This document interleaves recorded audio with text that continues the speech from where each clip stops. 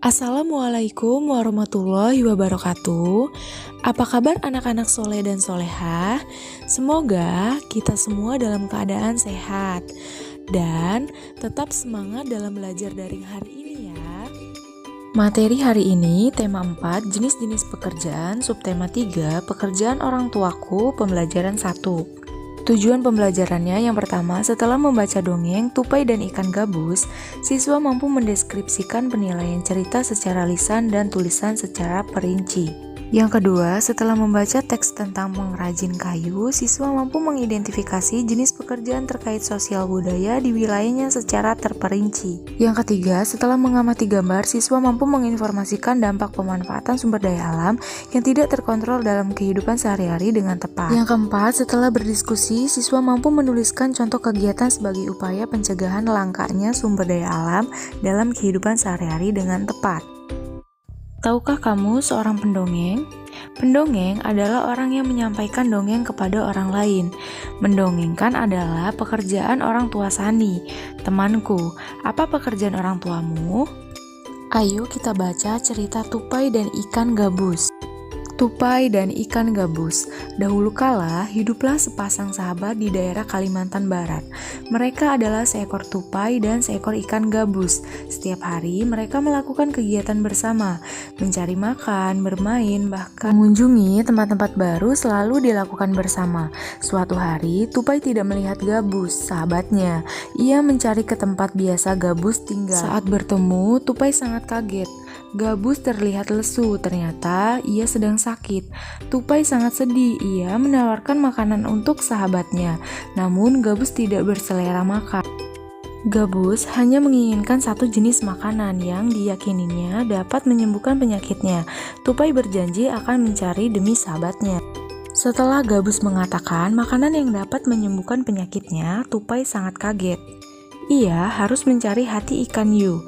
Ikan hiu sangat ganas, tidak terpikir olehnya ia bisa mendapatkannya. Namun, Tupai bertekad untuk mendapatkannya. Ia ingin sahabatnya sembuh. Tupai kemudian melompat dari satu pohon kelapa ke pohon kelapa lainnya yang dekat dengan tepi pantai. Saat menemukannya, ia melubangi satu kelapa dan membiarkan airnya habis. Kemudian sang tupai masuk ke dalam kelapa. Angin kencang membuat kelapa jatuh ke pantai dan ikan hiu memakannya. Di dalam perut ikan, tupai kemudian keluar dari kelapa dan menggigit hati ikan hiu. Ikan tersebut mencoba bertahan sampai kehabisan tenaga. Ombak besar membawa ikan hiu ke tepi pantai. Saat itulah tupai keluar dari mulut ikan hiu dan membawa hati ikan kepada sahabatnya. Sampai di tempat ikan gabus, tupai kemudian memberikan hati ikan hiu untuk dimakannya. Beberapa hari kemudian, Tupai melihat sahabatnya segar kembali. Betapa senangnya Tupai melihat ikan gabus sehat seperti sedia kala. Setelah membaca cerita teks tersebut, kita akan menjawab pertanyaan berikut. Apa judul teks tersebut? Judulnya yaitu Tupai dan Ikan Gabus. Tokohnya siapa saja? Ada Tupai, ikan gabus, dan ikan hiu. Sifat tokohnya, Tupai suka menolong, sedangkan ikan gabus penyabar. Tempatnya di Kalimantan Barat. Awal cerita, Tupai melihat ikan gabus yang lesu.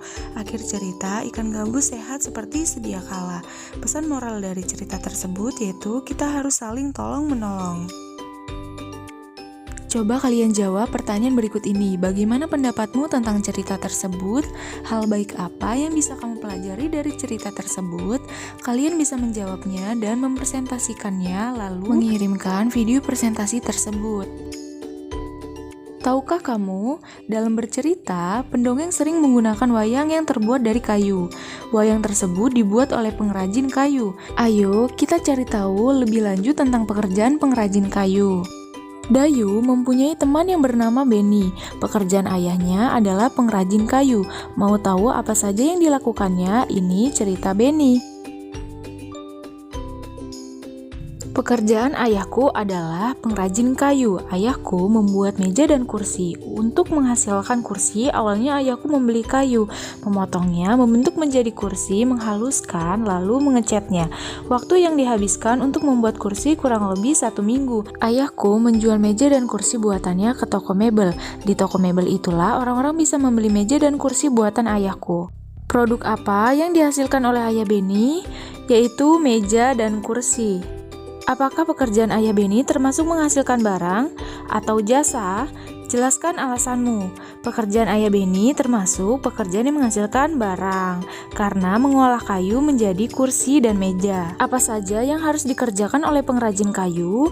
Hal pertama yang harus dilakukan pengrajin kayu adalah membeli kayu dan memotongnya. Kemudian kayu yang sudah dipotong dibentuk menjadi kursi dan meja. Sumber daya alam yang digunakan oleh ayahku adalah kayu. Dari mana kayu berasal? Apakah kayu tersebut dapat diperbaharui? Kayu berasal dari pohon yang berada di hutan. Kayu juga dapat diperbaharui dengan cara menanamnya kembali.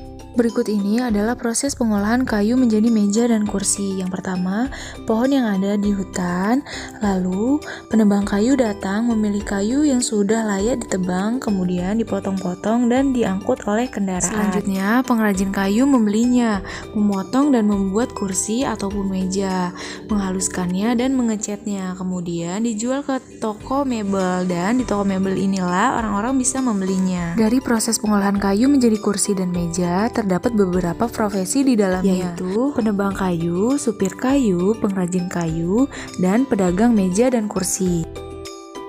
Salah satu hutan di Indonesia yang sering diambil pohonnya adalah hutan di Kalimantan. Dahulu, hutan Kalimantan sangatlah lebat dan merupakan paru-paru dunia penghasil oksigen. Akan tetapi, kini pohon-pohonnya semakin berkurang, seringkali karena kebakaran hutan. Ini adalah gambar Pulau Kalimantan dari tahun 1950 sampai 2020. Yang berwarna hijau menunjukkan adanya pohon, sedangkan yang berwarna putih menunjukkan hutan yang gundul. Pada tahun 1950, pulau di Kalimantan masih terlihat hijau, tandanya masih terlihat lebat hutannya, dan yang putih hanya di berbagai daerah saja, seperti daerah Banjarmasin, Pontianak, dan sebagian negara Malaysia. Pada tahun 1985 sudah mulai adanya bercak putih, yang berarti adanya pengundulan hutan. Daerah pengundulan hutan itu terjadi di Kalimantan Barat, Utara, dan sebagian besar wilayah di Malaysia. Memasuki tahun 2000, pengundulan hutan makin meluas, bertambah di daerah Kalimantan Timur dan Selatan. Tahun 2005, pengundulan hutan semakin meluas ke pesisir Pulau Kalimantan. Pada tahun 2010, pengundulan hutan semakin meluas, terjadi di daerah Kalimantan Barat, Timur, dan Selatan. Yang terakhir, dengan percepatan pengundulan hutan diprediksi pada tahun 2020, hutan Kalimantan hanya tersisa di tengahnya saja dan utara saja. Berikut ini adalah perkembangan pohon yang ada di hutan Kalimantan dari tahun 1950 sampai 2020. Tugasnya yang pertama, presentasikan jawaban dari soal di halaman 97, mengirimkan tugasnya berupa video. Yang kedua, kerjakan soal halaman 101 sampai 103. Ibu akhiri pembelajaran hari ini. Wassalamualaikum warahmatullahi wabarakatuh.